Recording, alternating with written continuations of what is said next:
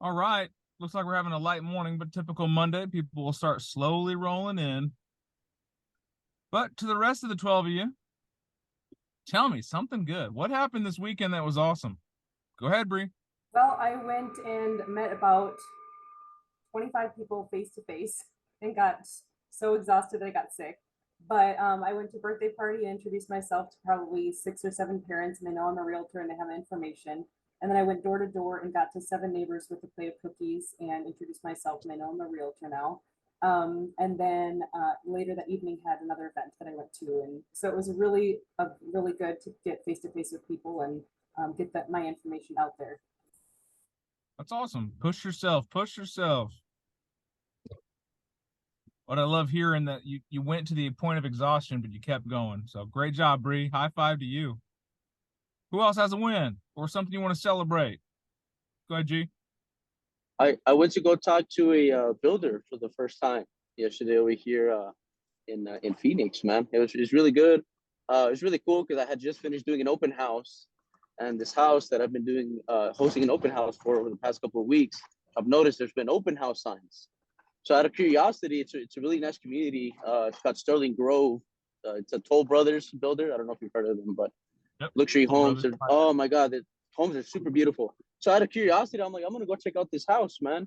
So my intention was to go just to go see this open house, because I looked it up. It was a really beautiful home, just to get some inspiration or whatnot, to show myself what's possible, right? If I put in the work or whatnot, and I networked with the people there, the homeowners, because it was an owner agent. It turns out that they do continuing education classes, and they offer a lot of cool stuff. They're their own broker or whatnot, and um, I networked with them, got a really good contact out of them, and they suggested that I go talk to the builders, go to the office and go check out the models, and I did. I went over there to the office. I asked, hey, how do I go about bringing clients in if I do get a client that wants to get into a new build here, and the lady was super kind, super informative. She ran down the information on how to go about doing that, and she suggested that I go look at the model homes, and I did, and it was an overall really good experience, very informative, educational, and big win. Got a contact out of that open house, so it's really cool. That's awesome. Knowing the builders in the area is important because there's a lot of great incentives that they're putting out right now.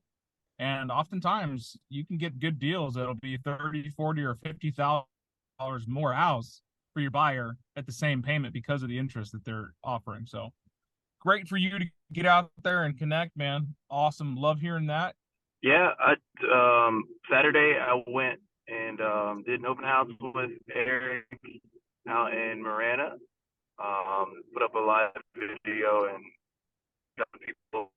There's a few questions in DM, like the Facebook Messenger. I haven't gotten any responses from them, but that happened, and I turned 29 yesterday. So Congratulations on your birthday. thank you. And Mikey turned 27 over the weekend too. So And Jalen's open house and Eric's open house is really good because I actually stumbled into it. So that was kind of a surprise to see them there. Well, don't go drunk open housing. You won't stumble into things. Any other shares?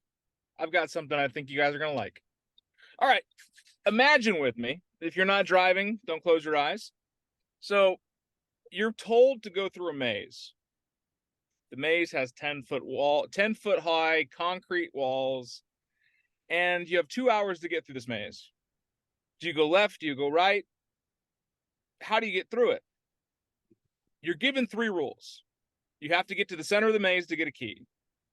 You then have to take that key and open a door, and you have 2 hours to get it done. Those are the rules. Somebody tell me how you're going to make it through this maze. I want 4 people to share. When you walk, are you walking through it, or are you just like figuring it out like this drawing? You're walking through it. It's you in a giant maze. Okay, so you put your hand on one side and keep it on one side of that maze as far as you go, and eventually you'll find the end. But I didn't really think about getting to the center. So Jalen's got one maze. It's called keeping grounded, right? Keeping one point of reference the entire time. Someone else give me another idea. I'm gonna ask for help. Keep track of Ask which for help. Okay. Giovanni's going to ask for help. He's going to find someone to get help. What questions are you going to ask? Is there a map? Is there anybody that's done it before? Do you have references? Do you have keys? Key points or key areas? I don't know. Just ask for help in general. Ask questions. Yeah, you're going to find out if there's someone there that you can ask questions of that has done the maze before. Great job. We call that a mentorship role, right? Going through it to figure out if someone's done it before and following their footsteps. All right, someone else. Plan and analyze the path that you're going through, and plan which way you should be going first. Okay, Nina's got a plan, so she's gonna constantly analyze, which is the analytical way, looking at it. I went this way, I'm going this way. If that didn't work, turn around and go a different way. Okay, one more. Leave markings behind if you can, especially when you're coming to intersection where you can turn left or right. Okay. You got to leave places so you know where you've already been, so you don't repeat the same path. So what you're saying is you have to leave a record of what you've been accomplished and so far, what worked or what didn't work. Right. Measure yourself. And I think Jorge had one more, so I'll give a bonus for the fifth. Just take a wild guess and go for it. Audrey's all about just going all in, right? Anyone else care to share their method? Was there a rule, Dan? I don't have my phone, I guess. That was the only three rules. I'm gonna call my drone guy. Okay. There we go. So every one of us had a different way to get through the maze. Agreed? Some people took the route of finding information first before they made action. Some people decided, I'm going to jump right in. I'm going to go for it. Others said, hey, I'm going to get a coach. I'm going to rely on somebody else, like a drone guy or somebody who's got a bigger picture that can see the things that you can't see. No matter how you approach a problem, just like going through a maze, you have to look at the entity in front of you, right? You have three things, right? Get to the center, get a key, unlock a door, and leave. And you got 2 hours to do so. That's it. Now, what if you can't have a drone guy? What if you can't have a map? What if you can't have a friend? What if you're not allowed to leave signs behind? Well, these are all self-imposed restrictions. Nobody told you you couldn't. So what would it look like if you did all of them? What would it look like if you had a map? You had a prior person there that said, this is where I went. 4 lefts, 3 rights, 2 lefts, 2 rights, 1 left, run right. Then you're at the center and just back out. Okay, you got a map. And then also you got someone overhead of you looking down saying, oh, hey, Eric, go left, go right. You missed a turn. And you're also looking at the markings on the wall that was left before you, right? These are all tail marks. Success leaves clues. It's on us to follow them. But I want you to realize that a lot of times when you're dealing with a problem, you are imposing the restriction. Nobody said you couldn't bring a ladder and climb to the top of the maze and just see over top of it all. Was that where Jack was going with it? I'm gonna get a ladder, I'm gonna climb to the top. Actually, I was gonna say I would stand on your shoulders, but same effect. Still got a partner, right? Same effect. But when we're told the small inference of this is the rule, this is the rule, this is the rule, that's it. Sometimes we self-imposed restrictions because we don't think that success should be easy. We make it more difficult in our mind. Well, it can't be that easy. Remember that when you're dealing with a hard problem, that sometimes the rules of engagement for you are just a small inkling of what you're going through because you're self-imposing to make it more difficult to justify some kind of meaning in your head. We all have mazes that we have to deal with. We all have challenges and tribulations that we have to go through. Find out a way to solve them, and there's multiple ways to solve it. But take a step back first and foremost and make sure you're not making it harder just for the sake of making it harder. Go ahead, G. Is this an instance where the quote says, and I said this a couple of weeks ago, where it's like, try it all, you only have to be right once? Is this an instance of that? Is this a Bible case? Or? It goes into the same realm. Try everything until you get successful. Fail forward. But to Alex's credit, when Alex said, make markings on the wall, right? He is indicating what failed. So he's failing forward. And to Eric's credit, I'm going to get my drone guy. I'm going to lean into technology that will help me be successful. by having somebody show me the path. Like Audra says, I'm just going to jump right in and go because enthusiasm and energy will propel you through a lot of bullshit. And Jalen was saying, I'm going to keep my hand grounded. I'm going to keep steady. I'm going to keep pace of where I'm going so I don't get disoriented. You can try every possible way to fail, and one day you will be successful. But oftentimes people try to succeed and fail and give up. Thomas Jefferson did 10,000 different experiences before he completed the light bulb. Well, he didn't fail 10,000 times. He just proved 10,000 ways not to make a light bulb. So there's 10,000 ways not to make it through a maze. What I'm telling you is if you are finding yourself struggling to get through whatever problem you're getting through, take a step back and say, okay, what have I tried before? What has failed before? What has not failed me in the past? Who am I reaching out to for resources? What technologies do I have? Where's my mindset? But to credit what Giovanni was saying is try all of them. One of them is going to work. And if at first you are not successful, you're not done. Far too often in lives of people that I help coach and I look over and I watch, or even myself, I've seen failure come up because they just give up on trying.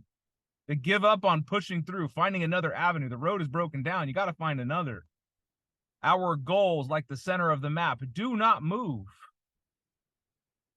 Our path to get there sometimes has to. But far too often, people will take those goals, like the center of that maze, and in their mind will move it. They're like, oh, well, I know I was supposed to get a key, but I'm just going to try to pick the lock instead. Or I'm going to kick the door down instead. And it doesn't work. There is a path for a reason. Success is simple, not easy. Don't overcomplicate things just for the sake of making it harder. And if any of you know an engineer, they tend to complicate things so their brains understand them. But pure genius is measured in the ability to take the abstract and complex and make it simple. And success is measured by the amount of adversity you can overcome and still continue forward towards your goal. Without goals, you're just kind of meandering around a map. You're kind of lost in the maze. But such is life. There's one way in, there's one way out.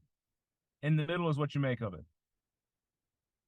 So that's my rant for you this morning. I hope that touched your heart a little bit and got you going this Monday morning. Because you're all in a rat race, you're all in a maze somewhere in your life. One way in, one way out. Any conversations, topics, or objections you'd like to work on this morning so we can make you fine-tuned for this fabulous September 11th? What are the top 5 things that come to your mind in order of what has to get done first when someone says they want to list a home with you? Top 5 things. First and foremost, we need to get the house ready. That means repairs done. That means getting it cleaned up, organized. Some people call it staging. Very first and foremost thing is when someone says, I want to sell my house and we've got an agreement to do so, got to get the house ready. Because what comes next is professional photography. I hope you guys are writing some stuff down. The photography makes a difference. Have you guys ever seen a picture of a house and gone and seen it in person? It looks nothing the same. That's because a professional took that picture and they made it look as good as possible through the photograph. Oftentimes, we're really good at hiding things that you should see. After the photographs, we got some pre-marketing. Pre-marketing is getting templates, letters, postcards, social media posts, videos, walkthroughs, all of the things that you do before you go live in the MLS. This is also your coming soon marketing, which includes you got to put it in the MLS to market it as coming soon. Once you're live, you have post-live marketing. New listed, all the information, all the stuff going. So you can see marketing as one step, if you will. And then lastly is you're negotiating. You're negotiating sellings, you're negotiating showings, you're negotiating offers, you're negotiating with the seller to quit being serious and stupid, and then continue the follow-up. I've oversimplified the process. It's got about 19 steps. But in the reality is the very first thing you do is get the house ready, get it photographed, get it marketed. Now there's paperwork and process and all that other BS. no one talks about cleaning the dishes when you're baking a cake, but you got to do it every time, don't you? Part of the process, it happens every time. Do you have people you refer for plumbing issues or just general maintenance stuff that needs to get done on the house? Absolutely.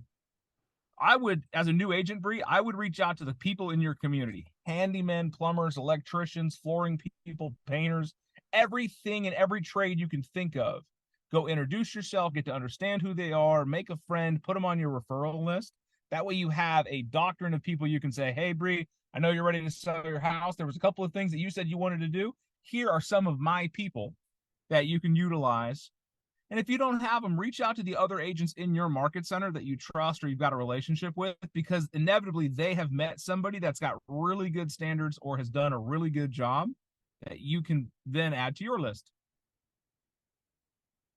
Mikey introduced me to a plumber. His name is Sean. Sean owns Fusion Plumbing. I actually think there was a Fusion Plumbing in Phoenix for a while. Well, I don't even know how Mikey met this guy, but he became the #1 plumbing referral in Keller Williams, Southern Arizona. Just because we met him. And Mikey also met another guy that does signs. His name is Chris Tanner. He puts up signposts. Mikey was client #1 for Chris, and I think I was like 4 or 5. And now he's got hundreds. And he's one of the most used sign placement guys in the business. But when Mikey's superpower is finding people to connect with. And then he goes, hey, I met this really cool guy. He does this. Go meet him. Oh, I met this really cool girl. She does this. You need to meet him. And making connections. I've got a landscaper and a handyman that I met because he was picking up some free rock from my house, that he's got probably 100 agents referring him business now. Because everyone's like, hey, you got a landscaper? Here you go. Talk to Heber. Hey, I need someone to do some minor yard work or take down a tree or remove a cactus. Go call Heber. Your market center is flush filled with great referrals. And like we talk about in the real estate side of things, would your clients refer a bad agent? No. So your friends in the business will also refer you really good connections. Would you recommend hiring a photographer for the first listings you have, or just doing it on your own? Yes. Either one? I'm not going to tell you how to run your business. What I am going to tell you is my expectation for myself and my listings is I don't care if it's a $6 million property in the foothills or a $60,000 trailer. My guy goes out and shoots every shot. I've even had him go out and reshoot other agents' terrible work, but because I demand a certain quality. Now, at first, you may not have the monies to do so, and you're going to have to do the iPhone shots. Please do not make that a rule in your business. I know that iPhone does a really good job of telling people it takes professional level photographs, but I'm here to tell you, it doesn't. Also remember, it's a reflection of your business practices. Yeah, if you got that standard, people will hire standards. They don't just hire your name because it sounds cool and it's got an alliteration to it. They will hire you because of your standards. Great questions, Bree. Where are the rest of you guys at? Bree is coming with it every morning. She's curious and energetic. What about dealing with difficult clients? Like I don't do difficult clients. When they, what degree do you go to? The moment they disrespect me, I'm no longer their agent. Mm-hmm. I am never going to be so hard up for a paycheck that I will allow someone to talk to me indignantly. I understand frustration. I understand, a little bit of anger, and this is a very difficult process. But the moment someone feels like they can walk over me verbally or physically, you have then become nothing in their eyes and they've lost respect for you. I am no longer going to service a need of somebody that does not respect me as a professional and as a person. We're all going to encounter people in our business that are less than, savory. They may say off-color things. They may say disrespectful things. It's your choice as a business owner if you want to be that person's agent or not. Remember, it's your business. And Audra, what did I ask you yesterday? Didn't I ask you, do you want to be their agent? Right. No, I didn't want to anymore, but I do want the money. No, The things, the money's great, but here's the question: at what cost? right. If you're dealing with somebody who is difficult to deal with, are they going to follow your direction? Are No, they going to take your guidance and professionalism? Probably not. Are you going to have a more difficult situation? Having the ability to fire a client is a powerful thing. And here's your word track to it. Audra, it seems that we've lost our footings in this relationship. I do respect that you have a choice in agents that you pick to help you find or sell a house. But I want you to know that there's a certain standard that I work with. And if you feel like I'm not upholding that standard to you, then I'd hope that you would fire me. I don't put it on them like, you're a disrespectful asshole, I'm firing you. I put it on me. If it's something I did, fine. When you take the power away from a narcissist, do they get more mad? yep. Hi, my name is Dan. I am a mental ninja. I have fired contractors I've done 20 deals with. I've also fired $1 million cash buyers because of their arrogance. If you're going to disrespect me in my business, then I know that you will not trust me when I try to protect you, and you're going to put me at risk of getting sued. So clearly I have done something that does not service the need of you and your family. So I am going to respectfully release you from all agreements and encourage you to find someone who fits your needs better. And then when I hang up the phone, I'm going to say some colorful words. I'm probably going to sneer, be mad for 30 minutes, and then be over it. Honestly, Audra, over the years, I can't even think of the people I've fired because they don't matter. What does matter is your internal resolution. If you get a phone call, anyone have this or follow along with me, you ever seen somebody's name pop up on your phone? You're all, damn it, I don't want to talk to that person.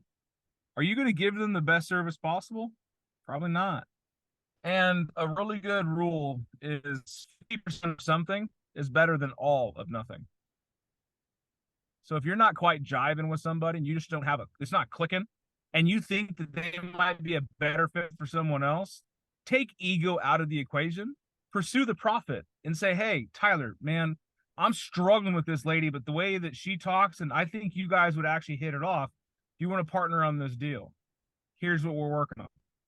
That very happened to me a couple weeks ago. We had an agent that was struggling with the seller. The seller will not take guidance from this agent because of their relationship. And I said, hey, stop treating them like family and go treat them like a client. Talk to them like you would talk to somebody who's not your family. And all of a sudden, now the deal is progressing again. Sometimes you got to take yourself out of the equation. It's also happened where someone had to turn somebody to me and said, hey, Dan, I can't handle this guy anymore. I'm going to turn the listing to you. And they even made a statement like, dude, it's this guy's butter in your hands. What did you do? What did you do differently? I was like, it's just a personality change. 50% of something is better than all of nothing. We often will let our egos, no, this is my client. I've been working with him for 2 months. I've been showing him houses, blah, blah, blah. I get it, Jamie, but they don't like you. Get him to somebody you guys have a relationship with and then get paid on the back end. Like I was taught early in my career, do you want to be right or do you want to get paid? My bank account is my ego. I don't need to be right. You can tell me the sky is green and the grass is blue, and I'll be like, you're right. How have I never seen that? Thank you for opening my eyes. Would you like to buy this house? Because at the end of the day, I get them to closing and then I follow up with them still because they've got friends and family and refer with. And if I ever do a deal with them again, I'm going to call up, hey, Jack, I got a guy for you. Let's do a 50-50 split on this one. I've already warmed him up. This is what he's looking for. This is the house he wants to put an offer in on, and I think you guys will match. Jack's gonna be like, he's an asshole, isn't he? I'm like, yes, he is, Jack. But you're the perfect guy to handle him. Little piece of advice for you guys. 50% of something's better all than nothing. Any questions, comments, thoughts before we kick you off? That was good. Thank you. Thank you. Thank you for this today. Guys, don't get lost in the maze. There's one way in, one way out. You'll find it eventually. But do not rely on just your own intuitions. Ask for help. Get some support. Cheat a little. If they said you couldn't do it, then go do it. You're gonna burn the maze. To burn the maze. It's concrete walls, G. Make sure I said that up front because somebody always says burn it. The MREA says that a successful agent doesn't think, can I do this? They think, why? Did someone say I can't? Get yourself out of the maze, guys. I will see you in the morning for my Ignitees. I'm sorry I'm not there. I'm up in Scottsdale today. Enjoy your time. Enjoy your morning. And tomorrow we're going to celebrate some victories. Until then, big high five from the truck.